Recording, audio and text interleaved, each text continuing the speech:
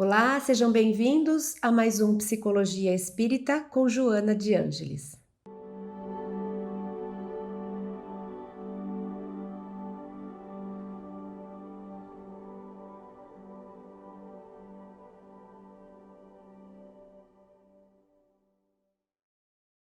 Hoje é o nosso último episódio da terceira temporada, ou melhor, penúltimo episódio. Hoje teremos o nosso último tema. Próxima semana teremos aí sim o último episódio, que será de perguntas e respostas. Para fecharmos o ciclo dos textos que nós estudamos, que nós analisamos pelo lado simbólico, porque foi essa a proposta da terceira temporada, é que a gente se desse conta do quanto a gente pode enriquecer o nosso processo de autoconhecimento se soubermos analisar as fábulas, os mitos e inclusive as parábolas de Jesus e outras vivências evangélicas e das Sagradas Escrituras, se soubéssemos olhar para esses textos de forma simbólica. O símbolo fala direto com o nosso inconsciente. O inconsciente tem a linguagem simbólica. Quando nós falamos de forma racional, analisamos de forma científica um texto, aprendemos cognitivamente, ou seja, recebemos conhecimento, recebemos informação, passamos a aprender de forma intelectual. Quando analisamos textos pelo lado simbólico, prestando atenção nos símbolos que eles carregam, a gente aprende de forma inconsciente, ele conversa direto com uma sabedoria que não é uma sabedoria cognitiva, racional. É uma sabedoria irracional porque ela vai direto para nossa alma, para o nosso inconsciente. Por isso que a gente usa símbolos.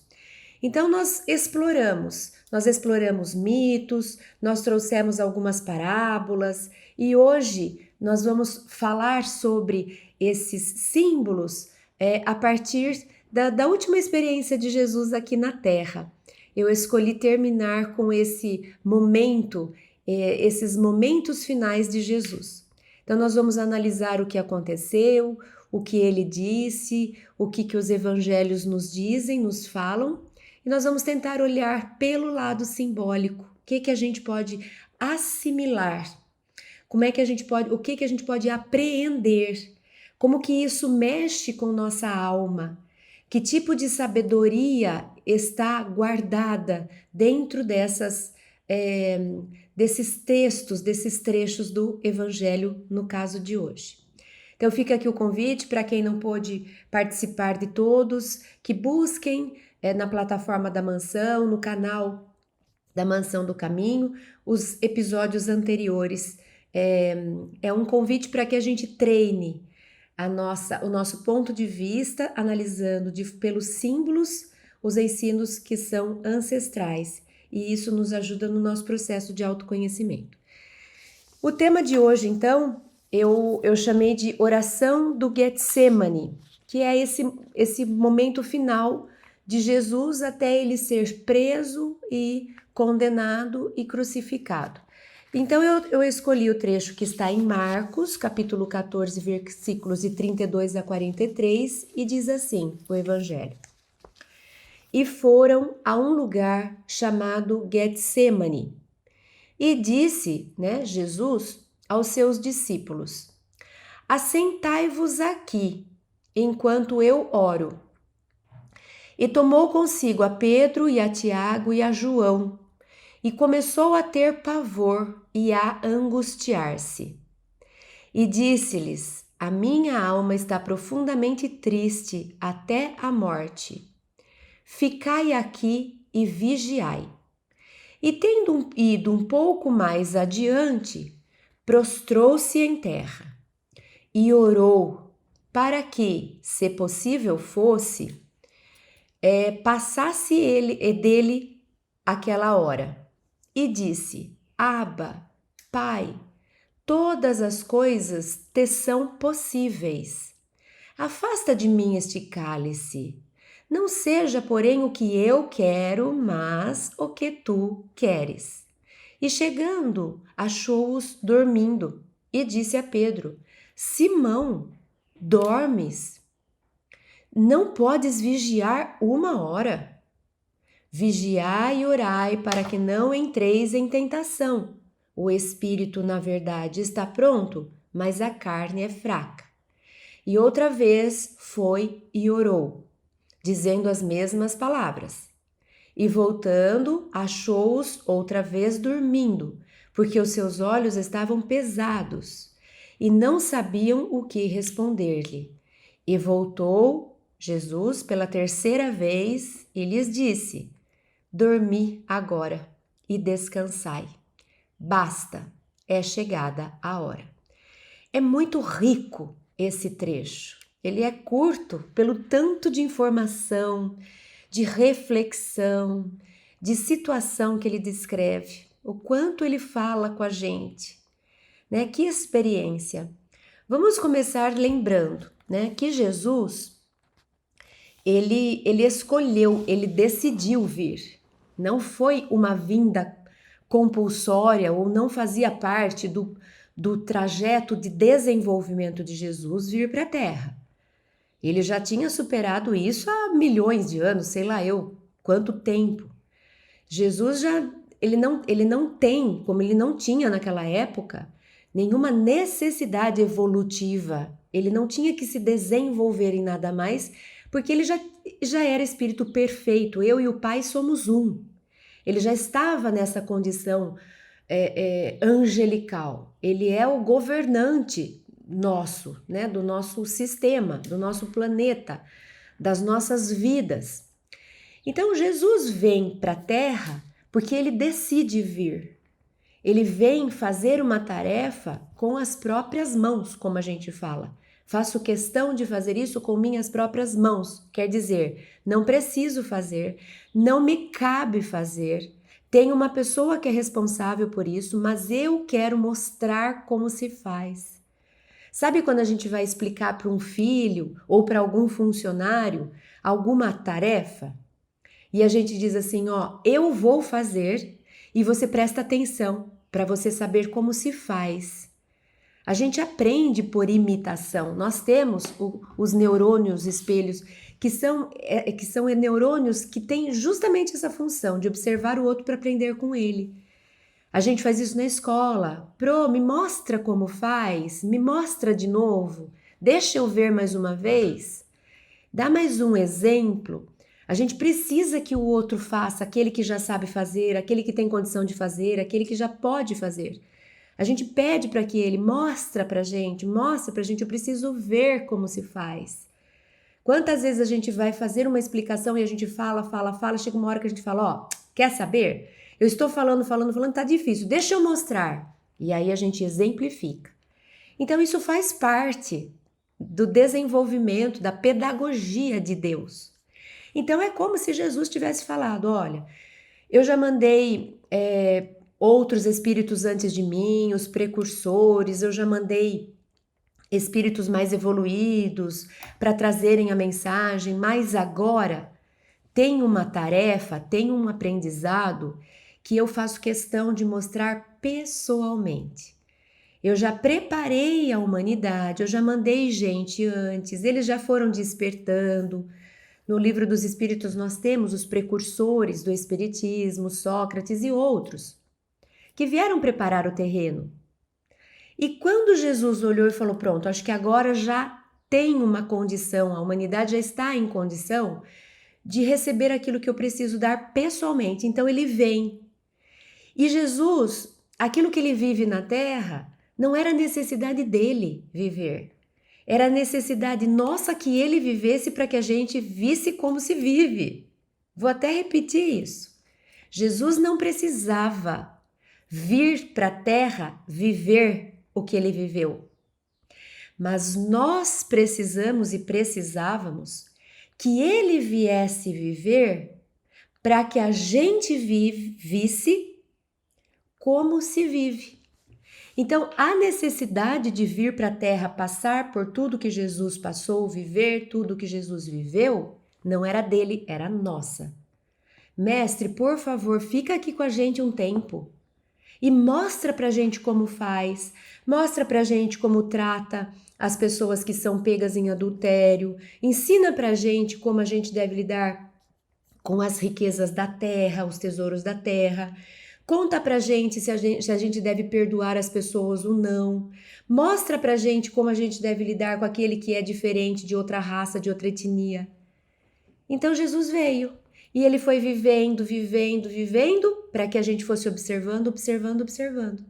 E a gente aprendesse com ele. E ele disse: "Aprendei comigo que sou manso", né? Então observe, eu vou mostrar para vocês. E esses últimos momentos ele também mostrou.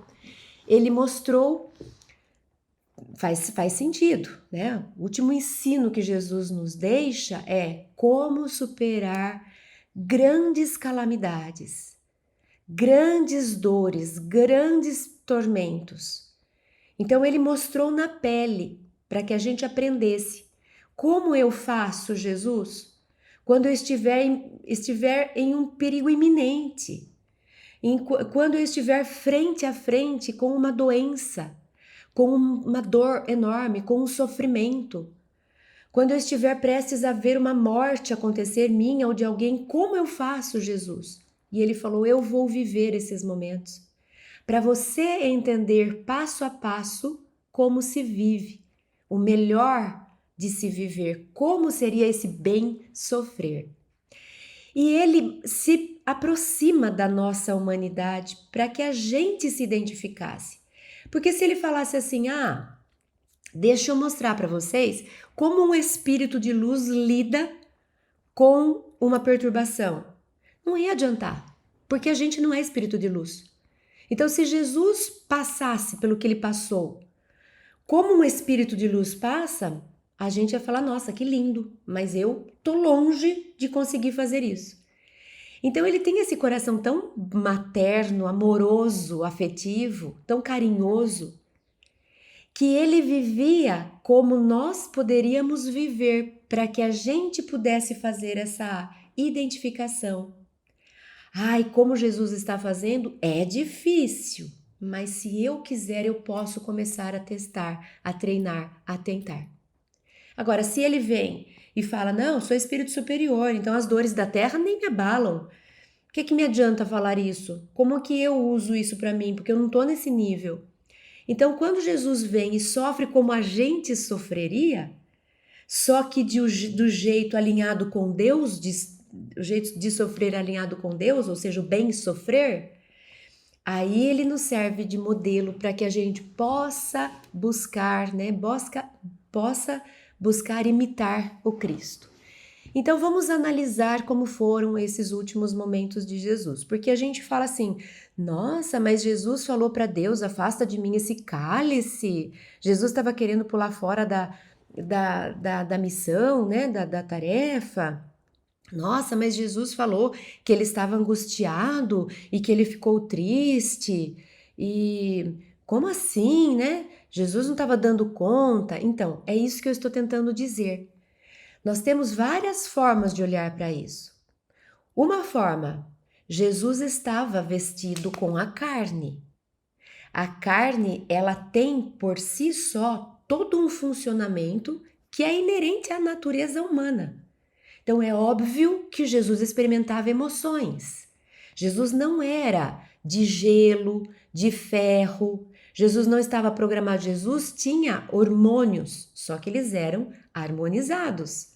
Eles estavam no seu melhor estado, porque a mente de Jesus organiza a matéria, a nossa desorganiza, nossos hormônios são atrapalhados. Porque o nosso espírito não está ainda integrado às leis divinas, ao amor. Jesus estava. Mas isso não o impedia de sentir emoções. O que ele fazia com as emoções que ele sentia é que era digno de um espírito da grandeza dele. Então, Jesus sentir tristeza significa Jesus estava num corpo de carne que tinha hormônios e que ele percebia, ainda com mais sensibilidade do que a gente, que muitas vezes não é capaz de detectar a emoção que está sentindo. A gente nega, reprime, distancia. Então Jesus ele tinha essa sensibilidade, ele sentia. Onde que ele é diferente de nós? Porque quando eu sinto tristeza, por exemplo, quando a gente sente tristeza, a gente se desespera, a gente perde a fé, a gente chora por meses, a gente se sente coitado, a gente culpa o outro. Jesus não. Ele sentia tristeza, ele entendia o que era tristeza, ele sabia como lidar com a tristeza, ele validava a tristeza e tudo bem sentir tristeza. A forma como ele lida com as emoções é que mostra a grandeza desse espírito, que é muito diferente do como a gente consegue lidar com as emoções. Então a gente pode pensar, sim, por que Jesus não podia experimentar a angústia? Porque a angústia é coisa do demônio e Jesus é de Deus? Não. A angústia faz parte da natureza. Todo mundo que está na terra vai vivenciar as coisas da terra. Jesus não se pôs além da matéria. Ele fez questão de vir, ele podia ter se manifestado aqui em espírito visível, materialização, ele poderia. Ele poderia ter ficado com a gente aqui os 33 anos que ele ficou sem ter encarnado na carne, na terra. Ele poderia ter se mostrado, passado a mensagem e não sentido na pele o que é estar vestido com esse corpo. Mas ele não quis fazer isso. Ele fez questão de se aproximar da nossa condição, para da melhor forma possível mostrar como se faz. Então Jesus tinha emoções, mas a forma como esse espírito lidava com as emoções era uma forma digna de espíritos da potência de Jesus, né, do desenvolvimento de Jesus. Então, tudo bem ele sentir angústia, ele sentir tristeza, tudo bem. Agora, o que ele fez? Ele saiu correndo, culpou todo mundo, tentou fugir? Não, ele enfrentou. E imediatamente quando ele fala, meu Deus, afasta de mim esse cálice, imediatamente ele já mostra pra gente. Como se ele estivesse falando, gente, ó, tudo bem se na hora da dor, na hora do sofrimento, vocês tiverem vontade de falar, Deus, afasta de mim, eu não quero sofrer. Era como se ele estivesse falando, tudo bem sentir isso. Isso faz parte. A gente, como seres humanos, vai ter vontade de pedir, Deus, faça com que eu não passe por isso que está prestes a acontecer. Só que ele falou, quando você tiver vontade de fazer isso, tudo bem, faça. Mas imediatamente diga assim para Deus, mas que seja feita a sua vontade e não a minha. Ou seja, é como se ele estivesse dizendo para a gente, quando vocês estiverem passando por uma dificuldade muito grande, faz parte vocês falarem, Deus, pelo amor de Deus, me livra desse mal. Faz parte. Por quê? Porque a emoção que eu estou sentindo me está deixando num estado de angústia, de tristeza, de medo, de aflição. Então, eu pedir para Deus me afasta disso é natural. Tudo bem, não tem pecado, tá tudo certo. Mas, em frente, depois que você manifestou isso, Deus, por favor, se for possível, me tire daqui. E se for possível, Ele tira. Mas você disse para Ele também, se não for possível, Deus, que seja do seu jeito, porque eu sei que o Senhor sabe o que eu preciso.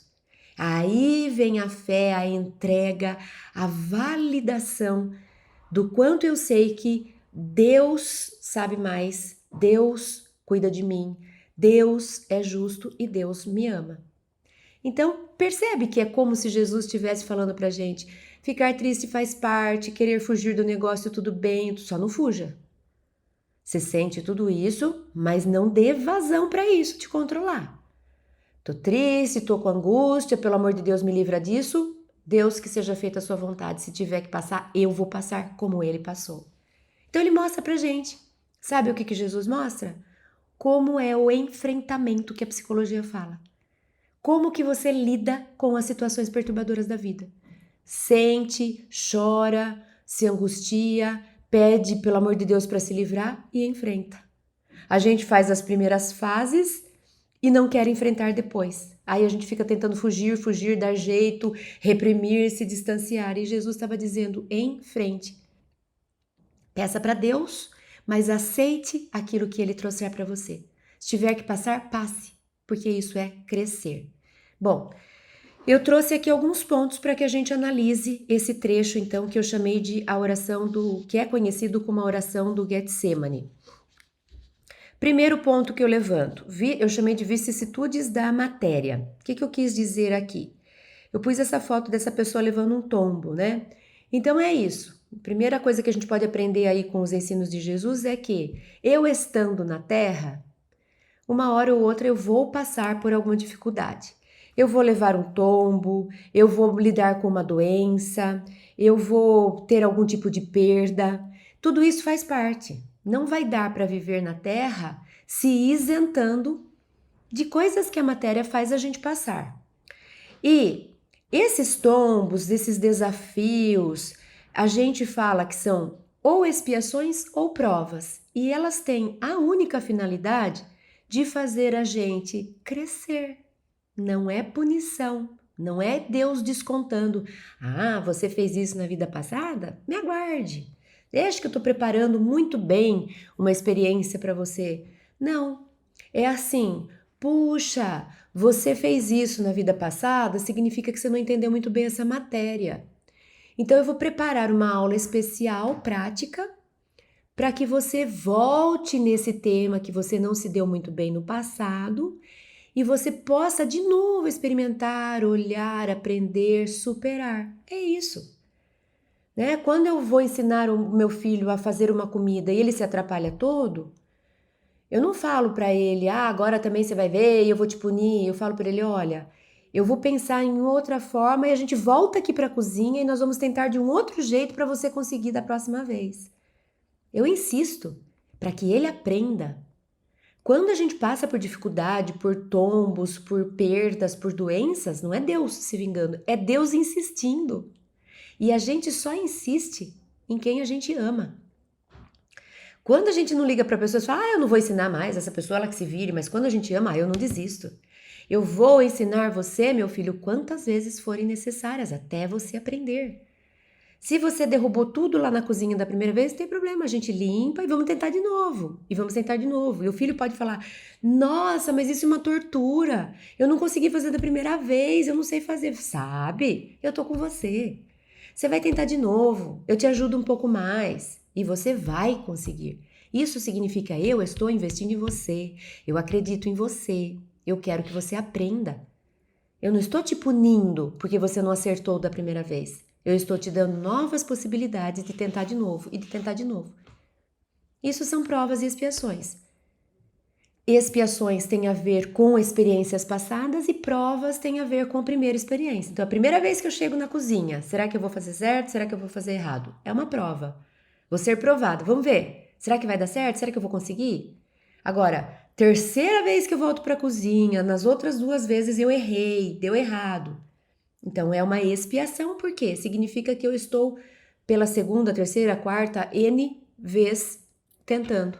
Então, expiação não é a primeira vez que eu enfrento e prova é a primeira vez que eu enfrento. O que eu enfrento? Um desafio. É a minha primeira oportunidade de aprender com isso ou é a minha quinta oportunidade? Faz 5 vidas que eu venho para aprender isso, até hoje eu não consegui. Não tem problema, não é punição. É retorno para tentar de novo, tentar de novo. Criança não faz isso? Deixa eu tentar mais uma vez, deixa eu tentar mais uma vez. E ela vai lá, pega a bicicletinha, leva um tombão. Aí faz um galo. Aí chora, não quero mais, daqui a pouco, posso mais uma vez? Aí você fala, mas você não estava chorando. Não, mas eu quero de novo, mas eu quero de novo. Não é punição. É se esforçar até ser capaz de superar a questão. Então, nesse ponto, eu trouxe o Livro dos Espíritos e o Evangelho. Eles falam mais ou menos a mesma coisa, mas eu mostrei que tem em 2 lugares. No Livro dos Espíritos está na questão 398 e no Evangelho está no capítulo 17, item 3. Então, os Espíritos nos falam: as vicissitudes da vida corpórea constituem expiação das faltas do passado e, simultaneamente, provas com relação ao futuro. Depuram-nos, elevam-nos, se as suportarmos resignados e sem murmurar. Quer dizer que eu não posso chorar? Pode.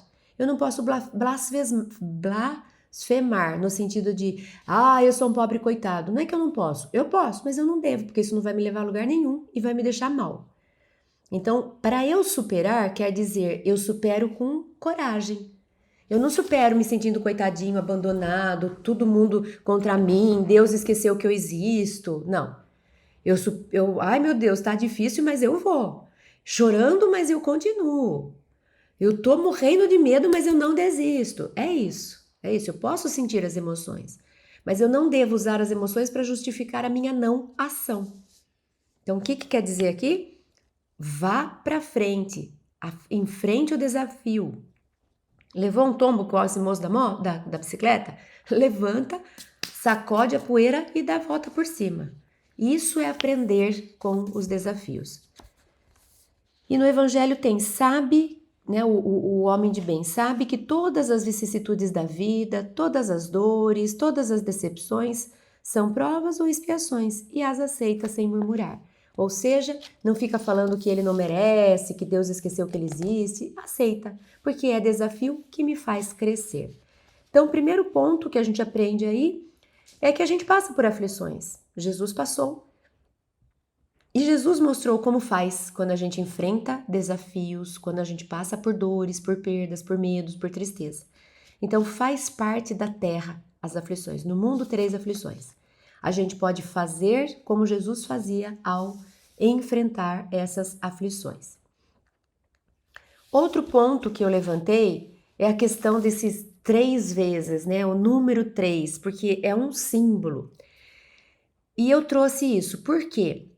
Porque é interessante a gente saber, não é o número em si que tem poder. A gente sabe, o Espiritismo explica, né? O número não tem poder, não é mágico, não existe magia, quer dizer, algo acontece sem explicação fenomenológica. Todas as vezes, todos os fenômenos têm explicação. Uns a gente sabe explicar, outros ainda não, pelo nosso grau de evolução.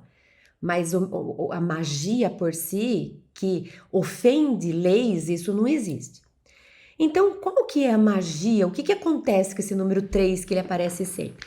Lá no dicionário de símbolos do Chevalier tem assim, que o 3, ele sintetiza a triunidade do ser. Então, vamos pensar, no Espiritismo a gente usa corpo, físico, perispírito e espírito. A gente usa essas 3, né? O número 3 simboliza a união da terra e do céu, é uma expressão da totalidade, também tem a ver com a Divina Trindade, Pai, Filho e Espírito Santo.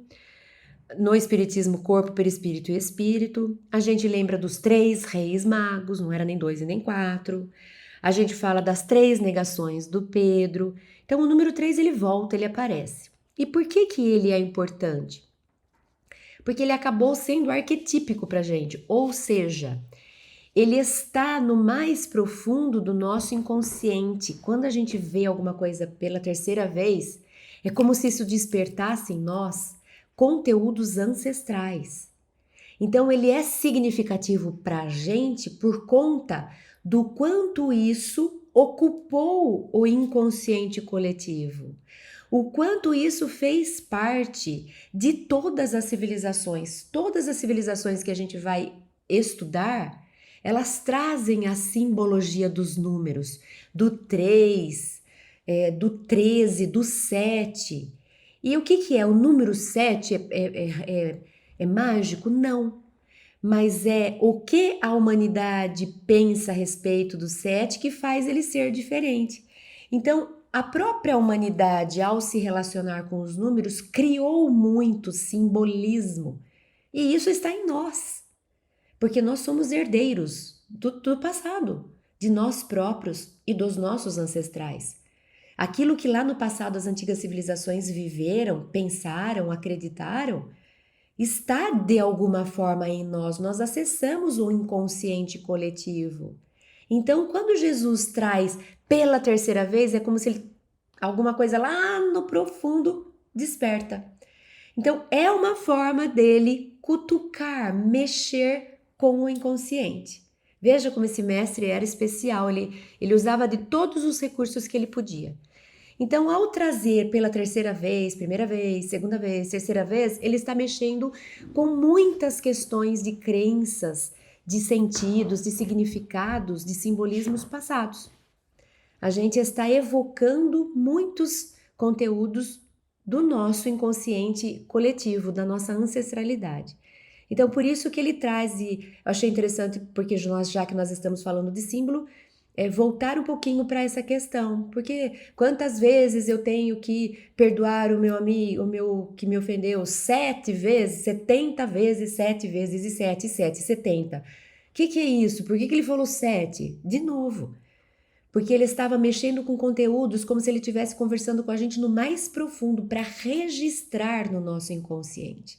Então, é um recurso que a gente utiliza para mexer com conteúdos profundos. A gente olhando para os símbolos, e os números são muito simbólicos. A gente usa muito os números na forma simbólica.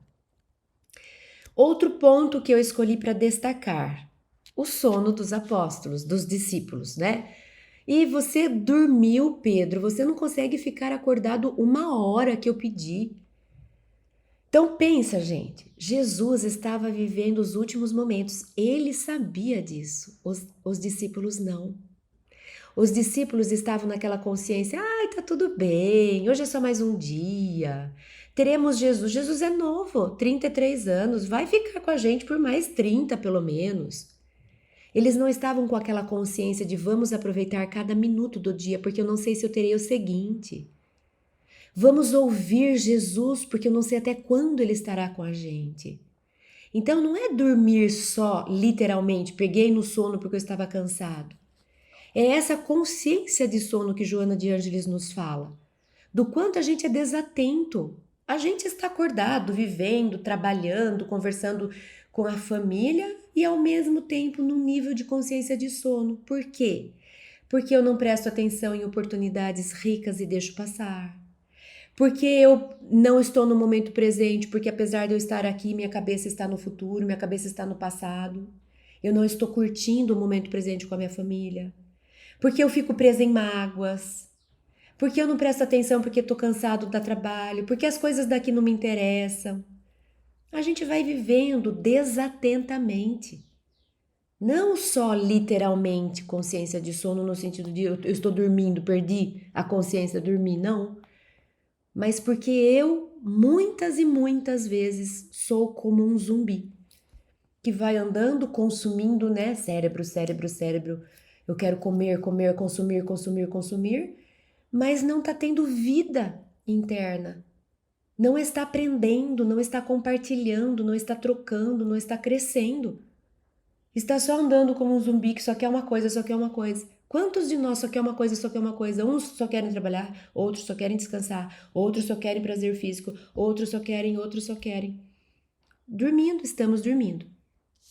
Então, Joana de Ângeles, no livro Vida, Desafios e Soluções, ela nos fala assim: a humanidade, em geral, vive em estado de sono, em letargo, e por isso mesmo padece da enfermidade mais dominadora, que é a ignorância de si, da destinação de cada um, do significado da existência. Acomodados à situação em que se encontram, os indivíduos queixam-se, mas quase nada fazem para mudar os fatores degenerativos do conjunto social, normalmente neles mesmos presentes. Lamentam-se por necessidade masoquista de inspirar compaixão. Entregam-se à ocorrência por comodismo, não se esforçando realmente para conseguir superação de todo aparente obstáculo que surge como ameaça ou impedimento ao seu progresso. Sabe a lei do mínimo esforço?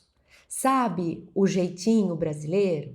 Sabe a lei de Gerson, essa história de que vai dar tudo certo, deixa como está, vamos ver como fica, deixa a vida me levar.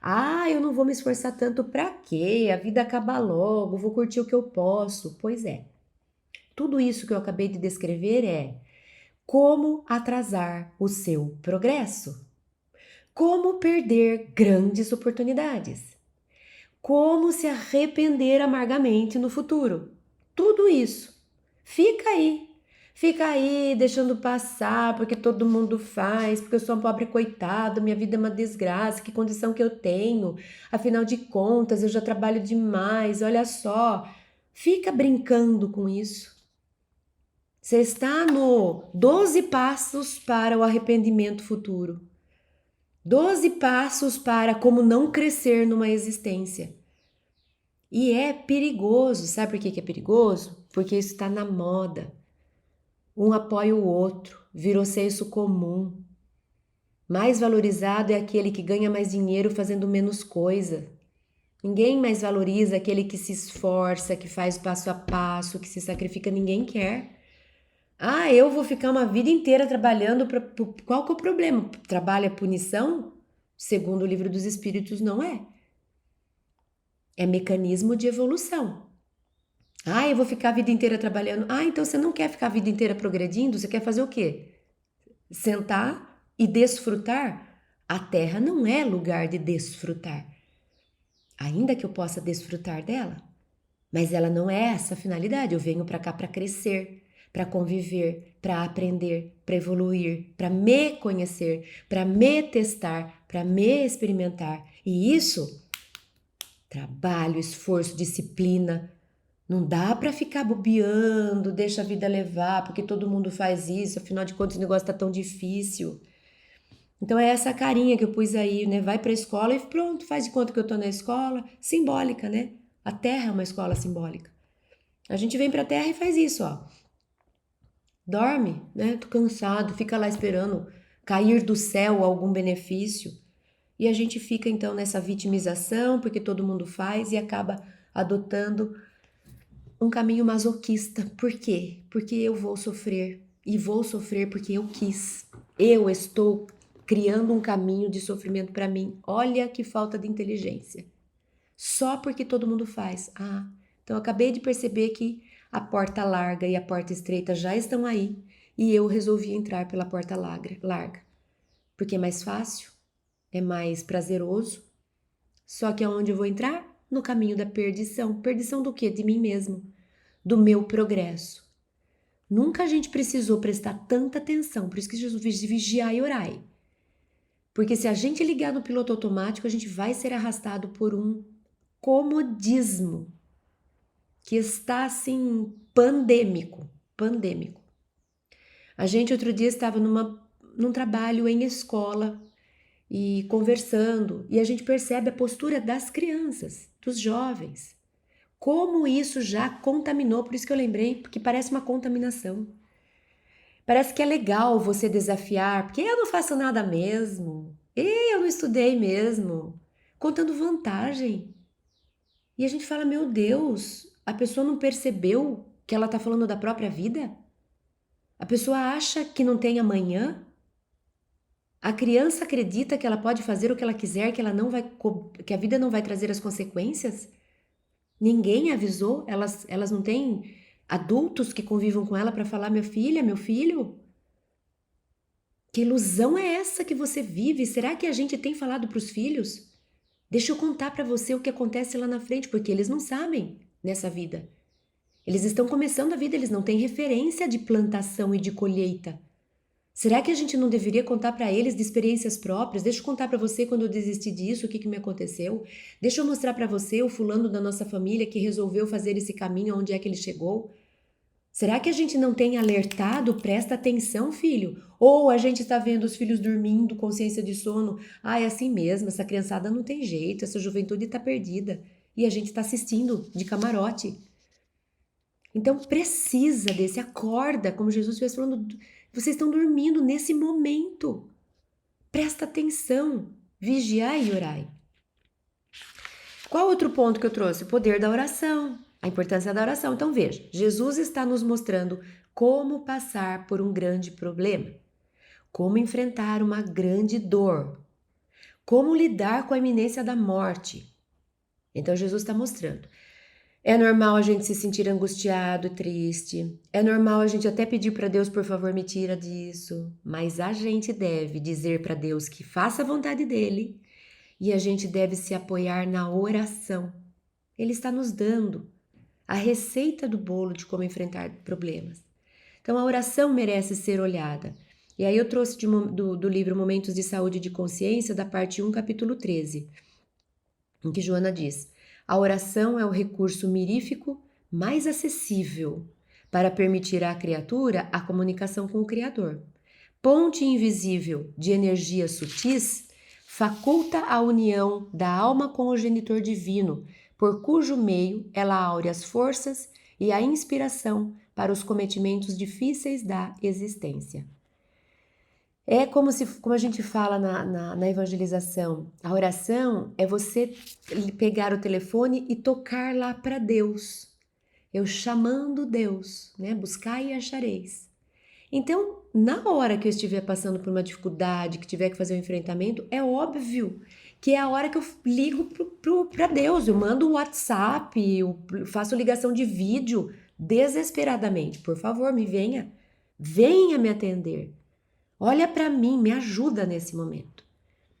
Só que se eu, na hora do desespero, quiser orar, mas eu não tiver o hábito da oração antecipada, talvez eu não saiba como fazer. Como que liga para Deus? Cadê o número? Como é que eu não tenho Deus aqui no meu WhatsApp? Deus, como é que eu faço para te acessar? E a gente não fala? Nossa, na hora que eu mais precisei eu não consegui orar. E isso porque a gente pratica a oração. Imagina se você não pratica. Então a oração é, como diz Joana, o recurso mais acessível para permitir que a gente faça uma ponte com Deus. Por isso que Jesus fala, na hora do desespero, oração, o poder da oração, a importância da oração. Mas quando é que a gente vive sem estar com problema? Todos os dias, a cada dia basta ser o mal. Se eu tenho problemas diários, como eu não vou fazer as minhas orações diariamente? Então a oração é mais um ponto que a gente destaca aqui nesse estudo de hoje. Relembrar a importância da oração. Jesus fala também de angústia. Então, outro ponto que a gente trouxe para a gente pensar. Quando a gente vai estudar a origem da palavra angústia, esse ank, ele vai falar para a gente sobre como se fosse movimentos de fazer assim, sabe? Sabe quando você vai apertando? Então, angústia é isso, simboliza isso. Constrição, quando você vai ficando apertado. E não dá essa sensação, eu tô angustiada, a gente faz assim, né? A angústia, quando a gente vai estudar, a gente vê que ela está presente na natureza, gente. É tão bonito de ver como que tudo é natural. E a gente que dá sentido ruim, porque angústia, como se fosse uma coisa errada. Não é, faz parte da natureza. Quer ver um exemplo clássico em que a angústia está presente? Na crisálida. A lagarta, ela entra, desce, né, produz esse casulo e ela fica constrita lá dentro. Tenta se imaginar passar um período dentro de um casulo fechado, sabendo que ali algo em você vai morrer, para que outro algo em você nasça. A lagarta morre para a borboleta viver. Imagina o que é essa transformação. Então, não tem como você fazer uma metamorfose sem passar pela angústia da constrição, da transformação. Então, quando a gente fala, angústia, ninguém quer sentir angústia, mas se você tiver que abrir mão de sentir angústia, provavelmente você vai precisar abrir mão junto com isso, você vai precisar abrir mão também de transformação, de purificação, de elevação. Porque muito do crescimento nosso se dá por termos passado por momentos angustiantes. A gente afunda, se desespera, se angustia e depois a gente se solta, se supera e voa, como no caso da borboleta. Então, eu trouxe um poema do Drummond em que ele diz assim: uma flor nasceu na rua. Passem de longe bondes, ônibus, rio de aço do tráfego. Uma flor ainda desbotada ilude a polícia e rompe o asfalto. Façam completo silêncio, paralisem os negócios. Garanto que uma flor nasceu. É feia, mas é uma flor. Furou o asfalto, o tédio, o nojo e o ódio. Olha que exemplo lindo, em que ele mostra que a angústia é esse estado em que faz com que a gente, num ambiente inóspito, frio, de asfalto, a gente consiga romper esse ambiente e produzir vida. E olha essa foto que linda. E quanto que a gente não vê isso acontecendo? A natureza, ela é insistente. A natureza insiste, ela não desanima. E a natureza faz isso. Ninguém me segura, não. Ah, mas eu tô aqui com essa sementinha embaixo de um asfalto. Eu estou aqui constrangida e constrita. Não tem problema. Eu vou insistir, eu vou insistir, eu vou insistir até que eu rasgue esse asfalto. Simbolicamente falando, o asfalto pode ser uma perda, uma dor, um medo, qualquer problema da minha vida que faça com que eu me reclua, né? Com que eu entre num casulo. Tudo bem, fica ali o tempo que você precisar, porque Joana também fala do deserto interior. A gente, quando falou de Perséfone, a gente falou da tristeza, da depressão, do abismo, do buraco, do deserto. E ele tem utilidade. Então aceita. Estou vivendo um momento de angústia? Aproveite. Desfrute no sentido de crescer com ele. Faz parte estar embaixo do asfalto, enterrado. A gente falou das parábolas da interiorização, de ser semente, de estar quietinha, de ser casulo. E a gente falou que é nesse momento que a gente se fortalece para depois a gente romper essa casca e a partir daí a gente viver, florescer. Florescer, essa florzinha conseguiu superar.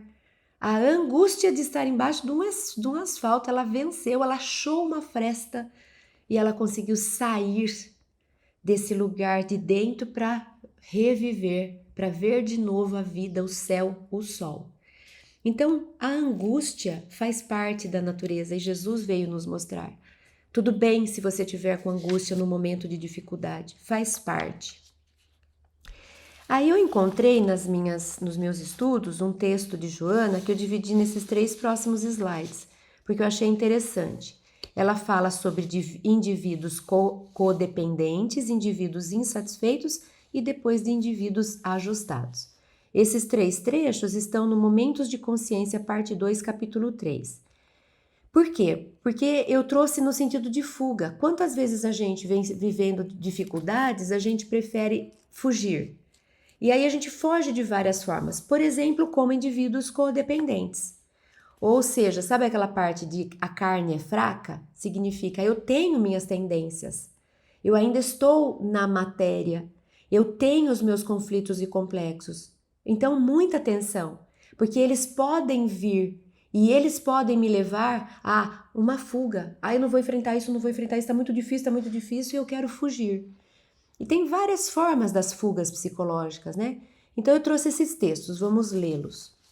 Primeiro, pessoas, né, codependentes. Pessoas condicionadas, aquelas que estabelecem as suas metas através de circunstâncias alheias à sua vontade, não adquirindo uma consciência pessoal de satisfação como esforço individual autorrealizador.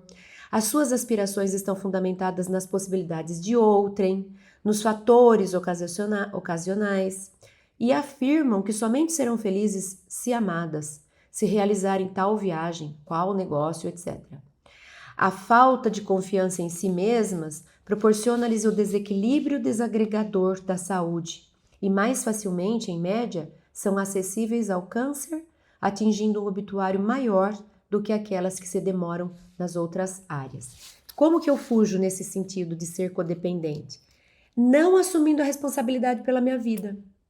Ah, eu estou com um problema. Ah, mas quem sou eu para resolver? Ah, eu preciso que o fulano venha para me ajudar. Ai, eu vou tentar chamar, eu vou tentar atribuir, eu vou sentar e chorar. Por quê? Porque eu não me sinto indivíduo forte, adulto, maduro para falar eu vou enfrentar. Não sei o que vai dar, mas eu vou. Quando eu sou codependente, eu faço tratos com os outros. Tem sempre alguém que eu vou chamar para lidar com o que é meu. Sabe? Quando a gente fala assim, ó, tem um problema para resolver. Ah, já chamei fulano. Ah, você tem que ir naquele lugar, eu já pedi para o outro que está passando por lá. Eu sempre arranjo um jeito de que outra pessoa faça por mim o que me cabe fazer. Não quer dizer que a gente não possa se ajudar. A gente deve. Mas a gente precisa tomar cuidado para se garantir, para garantir a si mesmo que não é fuga. Eu faço, eu enfrento, o que é meu, eu dou conta, eu me responsabilizo. De vez em quando o negócio aperta, eu peço ajuda aqui e ali. Mas não deve ser base. Toda vez que eu estou com problema, eu ligo para fulano, eu chamo não sei quem, eu peço para o outro, afinal de contas, ele sabe fazer, e a gente está sempre se esquivando. Então, não deve, a gente deve garantir o nosso autoesforço, né? Pedro, por exemplo, ele negou. Você conhece Jesus? Não, não. Eu? Depois vai sobrar para mim, ó. Escapo. Isso não é meu, isso não é meu. Você conhece Jesus? Não, você conhece Jesus? Não. Daí cai a ficha. A partir dali, Pedro se arrepende da fuga que fez e se transforma. E vai terminar a sua vida como mártir do cristianismo, como cristão exemplar. Ele cresce, ele amadurece, mas no começo ele tenta fugir. Depois vai sobrar para mim, deixa quieto. Né? Então, quanto que a gente não faz nessa carne fraca nesse sentido de querer fugir para largar para o outro, para eu não precisar lidar? Depois ela fala indivíduos insatisfeitos, é outra forma da gente querer se livrar do problema, né? Tem raiva da vida, que estão contra, instáveis, irritadiços por natureza, autodestrutivos, vivendo sob a constrição permanente da irascibilidade, tá sempre irritado, sempre a ponto de bala. Afirmam que se sentem incompletos, que nada lhes sai bem, portanto, agridem-se e agridem todos e tudo. Facilmente se tornam presas de distúrbios nervosos, que mais os desgastam e infelicitam, atirando-se aos porões da exaltação, da depressão, do autocídio, direto ou não. Entre eles surgem os déspotas, os guerreiros, os criminosos. Está vendo como não dá para ser feliz? No primeiro, Joana associa com câncer. No segundo, ela associa com depressão, com autocídio, com criminalidade, com déspota, com despotismo. Então não adianta, a fuga não nos leva para um lugar bom, saudável. A gente vai sempre colher maus frutos dessas escolhas e tentar se livrar. Nesse caso, a fuga é para não enfrentar, eu dou uma de louco, sabe quando você surta? E aí a pessoa fala, ai, tá bom, tá bom, tá bom. Porque é assim, né? Ai, surgiu um problema, eu começo a dar uma de louco e irritado, a outra pessoa fala, ai, deixa que eu resolvo. Porque não, dá mais trabalho lidar comigo irritado do que resolver o problema sozinho. Então, é um outro tipo de fuga. A gente surta, a gente dá piti, a gente xinga todo mundo, e aí pronto, terminou isso, a gente vai embora dormir e o problema fica lá para alguém resolver. E no terceiro slide, indivíduos ajustados, que é essa coragem, né, do enfrentamento. Agora já não é mais fuga. Agora eu enfrento a dificuldade.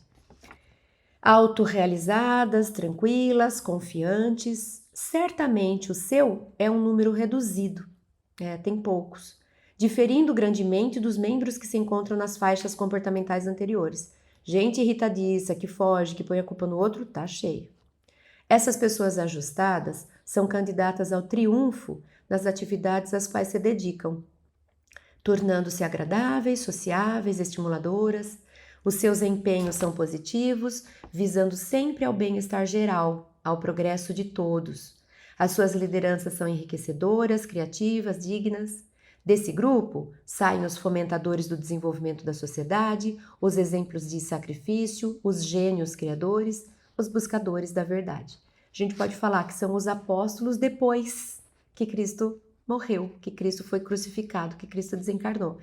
Antes eles estavam dormindo, não estavam prestando atenção, negaram a Cristo. Depois eles se apropriam do jeito Cristo de ser e vão se fortalecer ao longo de uma vida. E terminam a vida como esses indivíduos ajustados descritos por Joana, né? Que são capazes de pensar no coletivo, que são gênios criadores, buscadores da verdade, exemplos de sacrifício. Então, diante das dificuldades, muita atenção. Não adianta dar piti, culpar os outros. Não adianta fingir que não está acontecendo e fazer outra coisa. O que nos cabe é realmente o enfrentamento, é ter coragem de fazer diferente, porque a maioria vai tentar escapar do enfrentamento. E mais 2 últimos pontos que eu gostaria de levantar a respeito do tema que a gente estudou hoje, que é a oração de Getsemane, é o poder da fé, porque Jesus fala disso, né? A fé em Jesus era a certeza do próprio poder, da perfeita sintonia com Deus, a quem recorria sempre que necessário, sabendo por antecipação do resultado que seriam colhidos.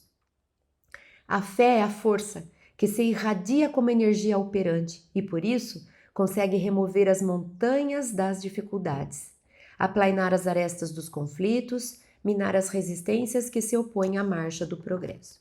Então, no livro Jesus e o Evangelho à Luz da Psicologia Profunda, no capítulo 6, Joana nos lembra a respeito dessa fé que move montanhas. E essa fé que move montanhas não é a fé que nos livra dos obstáculos, é a fé que nos mostra que é possível modificar a situação para poder enfrentá-la. Quando a gente fala, eu estou diante de um problema, uma montanha, e eu vou pela fé mover a montanha, não significa que eu vou sumir com a montanha para eu passar, porque daí fica fácil. Significa eu vou conseguir movimentar as montanhas de um jeito que eu possa superá-las. Por exemplo, eu pego uma montanha gigante e eu consigo dividi-las em 3 menores para eu poder lidar com essas montanhas que simbolizam as dificuldades. Eu tenho o poder de interferir e de modificar de forma que eu consiga superar. Então foi isso que Jesus fez. Ele validou a emoção, ele pediu para que Deus aliviasse, mas ele falou que Deus poderia manter aquilo que fosse da sua vontade. Ele pediu ajuda para os apóstolos, ele chamou a atenção que os apóstolos não estavam atentos e depois ele foi lá e enfrentou todo o processo que culminou com a crucificação, né? O caminho do Calvário. Então, ele mostrou para a gente como se preparar para lidar com aquilo, né?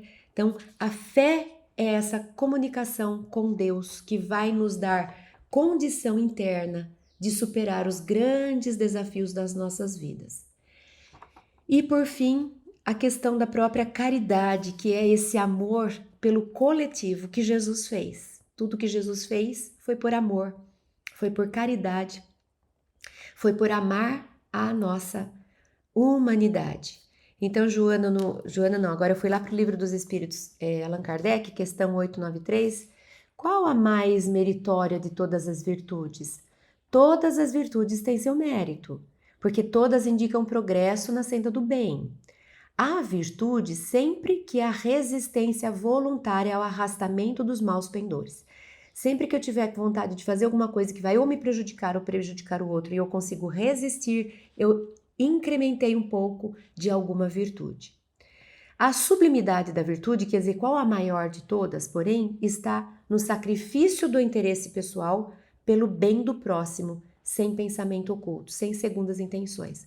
Quando de fato eu tiro de mim para oferecer ao outro, eu dedico um tempo que eu poderia oferecer a mim mesma para aquele que necessita, eu dedico a minha atenção, ao invés das coisas próprias, eu dou a minha atenção às coisas do outro, ou seja, eu deixo de me ocupar comigo para atender alguma necessidade ou desejo e me ofereço para fazer isso pela vida do outro ou dos outros, né? É esse bem comum. A mais meritória é a que se assenta na mais desinteressada caridade. Então, Jesus foi para a gente esse exemplo de verdadeira caridade, de verdadeiro amor ao próximo, à humanidade. Fica, então, esse último convite a essa reflexão, mas semana que vem nos encontraremos de novo para as perguntas e respostas. Muito obrigada pela atenção, até uma próxima.